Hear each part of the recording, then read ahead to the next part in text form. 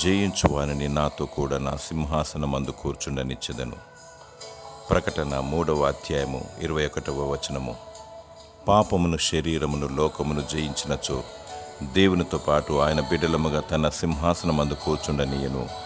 ఓపికతో, సహనముతో విజయమును సాధించుటకై, విశ్వాస జీవితము జయకరముగా జీవించుటకై, నియమముగా, క్రమముగా, బహు జాగ్రత్తగా మన రక్షణను కాపాడుకుంటూ, దేవుని వైపు చూచుచు, నిందలను భరించుచు, శోధనను సహించుచు, జీవ కిరీటమను బహుమానమును పొందుటకు ఆత్మానుసారముగా జీవించుచు, కన్నీటి ప్రార్థన, వాక్యపు వెలుగు కలిగి దేవుని ప్రతినిత్యము ఆరాధిస్తూ దేవుణ్ణి మహిమపరచాలి.